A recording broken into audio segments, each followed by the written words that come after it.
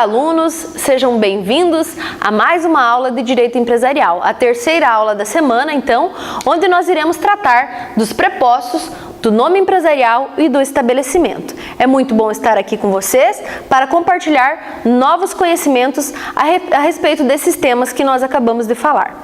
Então, inicialmente, nós vamos ver os prepostos. Quem são os prepostos? Segundo o artigo 1169 do Código Civil, o preposto não pode, sem autorização escrita, fazer-se substituir no desempenho da preposição, sob pena de responder pessoalmente pelos atos do substituto e pelas obrigações por ele contraídas. Então, a forma de uma pessoa estar representando a empresa é através de um preposto. Esse preposto, ele recebe uma autorização dos sócios para representar a empresa independentemente do local em que ele esteja. O nome desse documento realizado é uma carta de preposição. Então, é uma carta onde consta uma autorização para o preposto representar a empresa no local que for necessário. Um exemplo disso é em uma audiência que às vezes não pode ir o sócio, poderá ir um representante da empresa para fazer-se representar através do preposto.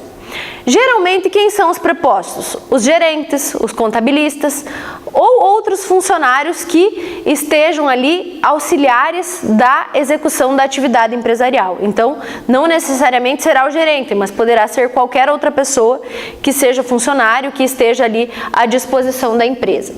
Além disso, geralmente são as pessoas que têm maior responsabilidade dentro da empresa. Porque quando você passa uma carta de preposição para alguém, você está confiando que aquela pessoa irá representar muito bem a sua empresa. Por esse motivo, então, normalmente são aquelas pessoas que têm maior responsabilidade. Elas agem em nome da empresa e principalmente devem ter boa fé. Porque quando você recebe um encargo também, você estará responsável por esse encargo e necessariamente irá o fazer de forma respeitando o princípio da boa fé. Quanto à responsabilidade desses atos do preposto, então o sócio da empresa, o proprietário, vai passar uma carta de proposição, uma autorização para a pessoa representar a empresa. Quando esses atos são cometidos, se eles prejudicam alguém, de quem é a responsabilidade pela prática desses atos? Então, nós temos duas situações. Quando o ato é feito dentro da empresa e quando o ato é realizado fora do estabelecimento empresarial. Nesse caso, quando é dentro da empresa, o preponente, ou seja, aquela pessoa que autorizou, ele é responsável pelos atos dos seus prepostos. Agora, quando o ato ocorre fora do estabelecimento, somente será de responsabilidade do preponente, daquela pessoa, quando estiver escrito a possibilidade da prática daqueles atos. Então, existe essa diferenciação entre os dois casos.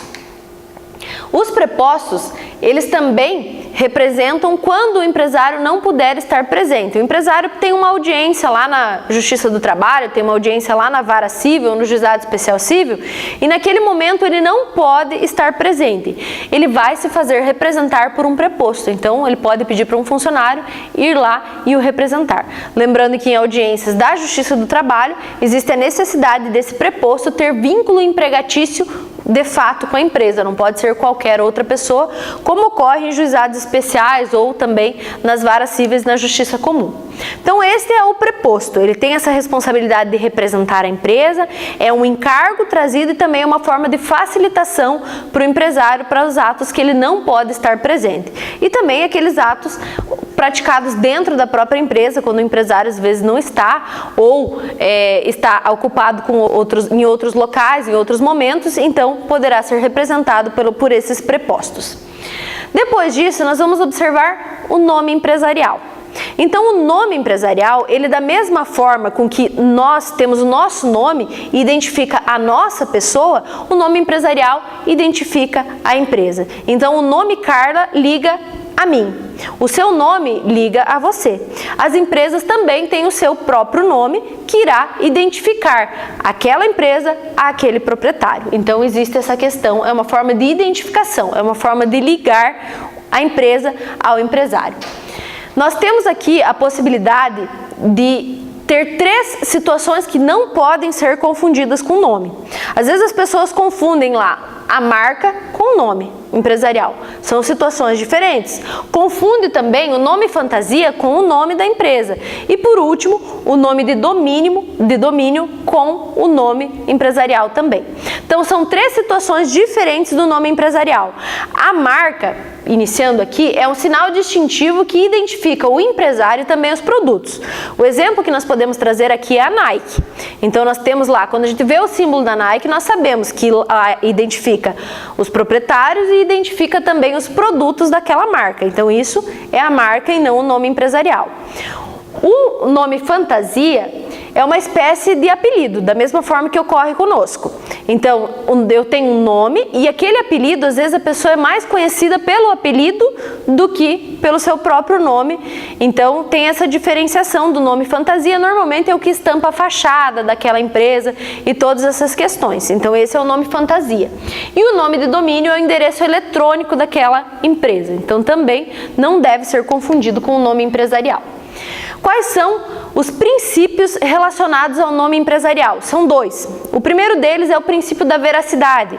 No nome empresarial eu não posso contar mentiras, certo? Então, eu não posso, por exemplo, colocar um nome de uma empresa de transporte, por exemplo, colocar o nome de restaurante. Então, tem que representar a veracidade. Esse princípio deve estar de acordo com a verdade e não transmitir informações falsas, principalmente. O segundo princípio é o princípio da novidade. Ele deve ser algo novo. Além de ser algo inédito, ele deve tomar cuidado para não ter um outro nome empresarial registrado. Então, quando você vai na junta comercial proceder com o registro do nome empresarial, ele vai ser um nome novo, algo inédito, não poderá ser repetido esse nome empresarial. O artigo 1155 do Código Civil diz que considera-se nome empresarial a firma ou a denominação adotada de conformidade com este capítulo para o exercício da empresa. Então, aqui nós temos firma ou denominação. Então, vamos iniciar pela firma. Do que se trata essa firma que nós falamos aqui? A firma ela pode ser individual ou social. Quando eu falo em firma individual, eu me remeto ao empresário individual e a EIRELI, que já foi objeto de estudos aqui na nossa disciplina, o empresário individual e a EIRELI, diferenciação entre responsabilidade limitada e ilimitada. E o social é quando eu estou falando de uma sociedade, pode ocorrer nos dois casos essa questão da firma. Qual é a composição desse nome? Vai ter um nome civil e o ramo da atividade que será facultativo. Então, o nome civil pode ser qualquer nome e o ramo de atividade seguido do ramo de atividade. Lembrando, então, que o ramo de atividade ele é facultativo. Quando eu falo de denominação, eu preciso lembrar que quando eu falo em denominação, eu preciso esquecer o individual. Ou seja, isso aqui não cabe para o empresário individual e a EIRELI. Então, eu vou direto para a parte social que envolve a sociedade. Qual é a composição desse nome empresarial quando se trata de uma denominação? Uma expressão linguística, o ramo de atividade e o tipo societário. Então eu coloco lá Boa Comida Restaurante Limitada, ou Restaurante Boa Comida Limitada. Então vai ter todas essas questões envolvendo o nome empresário da sociedade quando eu falo em denominação. Expressão linguística, ramo de atividade e tipo societário. São os três que compõem essa denominação. O nome empresarial, além desse dispositivo legal que eu falei, ele é tratado lá no Código Civil entre os artigos de 1155 e 1168. Então, é de suma importância o nome empresarial, é importante que se tenha essa proteção que eu falei lá na outra aula relacionado a tomar esse cuidado para não perder o nome empresarial, porque às vezes é ele que representa, ele que identifica aquela empresa especificamente, faz parte inclusive do patrimônio dessa empresa. Então, nós falamos que o empresário, lá nas outras aulas, é aquela pessoa que exerce atividade profissionalmente. E agora nós falamos aqui sobre o estabelecimento empresarial. O que é o estabelecimento empresarial, afinal? Então, o estabelecimento empresarial, segundo o artigo 1142 do Código Civil, considera-se estabelecimento todo o complexo de bens organizado para exercício da empresa por empresário ou por sociedade empresária. Então, é a reunião de todos esses bens que fazem com que a atividade empresarial possa ser desenvolvida. Esses bens, ele pode ser material ou imaterial. Enfim, é tudo aquilo que o empresário se utiliza para a consecução da sua atividade empresarial. Isso pode envolver uma mesa, uma cadeira, um veículo, um computador, enfim, os mais diversos bens que envolvem para a prática da atividade empresarial. Porém, aqui eu trago para vocês a divisão em bens materiais e bens imateriais. Todos esses bens que eu citei para vocês até agora, mesa, cadeira, carro, computador, todas essas questões aqui são bens materiais que nós podemos tocar, que são palpáveis. Porém, nós temos o patrimônio imaterial da empresa também, que às vezes possui uma importância tão grande quanto os bens materiais e não são lembrados. Quais são esses bens imateriais que formam também o estabelecimento empresarial? A marca, a patente, o nome empresarial e o ponto comercial. Então, todas essas questões fazem parte, têm um valor econômico também e fazem parte do patrimônio da empresa. Então, esse é o estabelecimento empresarial. Nessa aula, então, nós vislumbramos esses assuntos tão importantes dentro do direito empresarial. Obrigada pela atenção de vocês e eu aguardo todos na próxima aula.